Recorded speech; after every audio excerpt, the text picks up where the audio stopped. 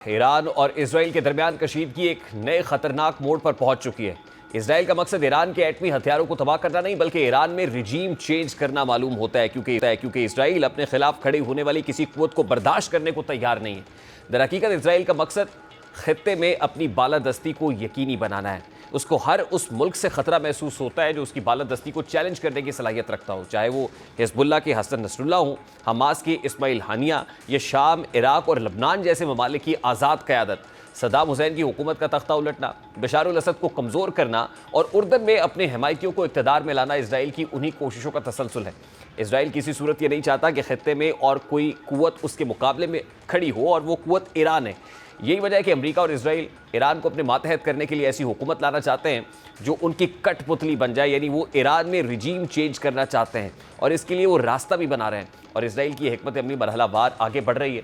जैसा कि इब्तदा में इसराइल ने ईरानी एटमी साइंसदानों को अपना हदफ बनाया, फिर एक कदम और आगे बढ़ाते हुए ईरान की फौजी क़यादत को निशाना बनाना शुरू किया। हाल ही में ईरान के intelligence chief general Mohammad Kazmi और उनके नायब जनरल हसन इसराइली हमलों में शहीद हुए। इससे कबल ईरानी मुसल्लह अफ़वाज के chief of staff general Mohammad Bagheri, पासदारान इनकलाब के कमांडर इन चीफ हुसैन सलामी और ख़ातिमुल अंबिया सेंट्रल हेडक्वार्टर्स के कमांडर जनरल ग़ुलाम अली राशिद भी इसराइली हमलों का निशाना बन चुके हैं। उनकी हलाकतें ईरान को अंदरूनी तौर पर गैर मुस्तहकम करने के लिए इसराइल के मंसूबे का हिस्सा नजर आती हैं, लेकिन ईरान में रजीम चेंज करने के लिए ये सब कुछ काफ़ी नहीं था।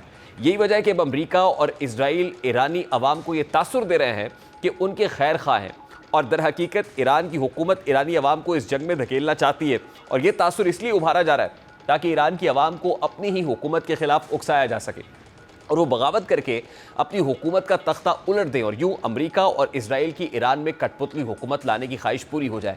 यही वजह है कि अमरीकी सदर अपनी एक ट्वीट में कहते हैं कि ईरान से कहा था कि न्यूक्लियर डील पर दस्तखत कर दे, ऐसा करना चाहिए था लेकिन ऐसा नहीं किया गया। इंसानों और इंसानी जानों का ज़िया शर्म की बात है। ईरान किसी सूरत न्यूक्लियर हथियार हासिल नहीं कर सकता। सदर ट्रंप ने इसके साथ ही अपनी ट्वीट में ईरानी शहरियों को खबरदार करते हुए कहा था कि हर शख्स तेहरान खाली कर दे, यानी साफ जाहिर हो रहा है कि अमेरिका और इसराइल ईरानी अवाम को ये जाहिर कर रहे हैं कि वो उनके हमदर्द हैं, लेकिन दूसरी जानिब इसराइली शहरी आबादी को भी निशाना बना रहे हैं। ईरान के मीडिया हाउसेस को भी निशाना बनाया जा रहा है। यहाँ तक कि ये मनाजिर भी देखे गए कि जब ईरानी खातून एंकर के लाइव शो के दौरान उनके स्टूडियो में इसराइल की जानिब से धमाका हुआ। स्टूडियो में अब बज़ाहिर आखिरी मरहला शुरू हो चुका है क्योंकि इसराइल की जानिब से आम ईरानी शहरियों को बराह रास्त निशाना बनाने का सिलसिला शुरू हो गया है। इन हमलों का मकसद सिर्फ जानी नुकसान नहीं बल्कि एक नफ्सियाती जंग की तरफ धकेलना है। इसराइल चाहता है कि ईरानी अवाम ये सोचने पर मजबूर हो जाए कि हुकूमत उनकी हिफाजत करने में नाकाम हो चुकी है। अब ये तमाम इक़दाम बज़ाहिर एक मुनज़्ज़म मनसूबाबंदी के तहत हो रहे हैं। इसराइल जानता है कि बराह रास्त जंग की सूरत में ईरान ज़बरदस्त अंदाज में मज़ाहमत जारी रखेगा, इसलिए उसने खुफिया लेकिन मौसर हथियार इस्तेमाल किया है और ये हथियार आवाम को हुकूमत के खिलाफ खड़ा करने का है। ये वही हिकमत अमली है जो अमरीका और उसके इत्तेहादी कई अरब ममालिक में आजमा चुके हैं, जैसा कि इराक, शाम, लीबिया और लबनान। बहरहाल इसराइल की इस मुदाखलत का सबसे ख़तरनाक पहलू ये है कि एक मुस्तकिल खाना जंगी को जन्म दिया जा सकता है। अगर अवाम हुकूमत के खिलाफ उठ खड़े हुए और रियासत कमज़ोर हुई तो सिर्फ निज़ाम ही नहीं बल्कि मुल्क की सलामती, सालमियत और ख़ुद मुख्तारी को भी शदीद ख़तरात लाहक होंगे। ऐसे में इसराइल और मगरबी ताकतें ईरान के अंदर अपनी मर्ज़ी की हुकूमत लाने की कोशिश करेंगी क्योंकि वैसे भी इसराइल की पुश्त पर इस वक्त अमेरिका खड़ा हुआ है। डोनाल्ड ईरान पर नफ्सियाती दबाव डालते हुए ये तक कह रहे हैं कि ईरान ये जंग नहीं जीत सकता। यानी ट्रंप ईरान को खबरदार कर रहे हैं कि वो अपने एटमी प्रोग्राम से दस्तबरदार हो जाए वरना नताइज मज़ीद संगीन हो सकते हैं। जबकि दूसरी जानिब पाकिस्तान में मौजूद ईरानी सफ़ीर कहते हैं कि अभी तक जंग रोकने की किसी ने संजीदा कोशिश नहीं की, लेकिन आप देखेंगे जैसे ही उन्हें लगेगा इसराइल को शिकस्त हो रही है तो सारे सुलह पर आ जाएंगे। अब सवाल ये कि क्या आलमी बरादरी मुदाखलत करेगी या खामोश तमाशाई बनी रहेगी। गो कि मुस्लिम ममालिक की जानिब से ईरान के खिलाफ इसराइली जारियत के खिलाफ मुश्तरका एलामिया जारी किया गया है। मुश्तरका एलामिया की तौसीक पाकिस्तान, इराक, सऊदी अरब, कतर, कुवैत, मिस्र, उर्दन, अलजज़ायर और बहरीन ने की है। ब्रुनाई दारुस्सलाम, चाद, इत्तेहादुल कमरी, जूटी, लीबिया, मोरितानिया, सोमालिया और सूडान भी तौसीक करने वाले ममालिक में शामिल हैं। तुर्किया, ओमान और मुत्तहिदा अरब अमारात ने भी मुश्तरका एलामिया की तौसीक की है। मुश्तरका एलामिया में कहा गया है कि 13 जून से ईरान पर इसराइल के हालिया हमलों को यकसर मुस्तरद करते हैं। 13 जून से ईरान पर इसराइल के हालिया हमलों की शदीद मजम्मत करते हैं।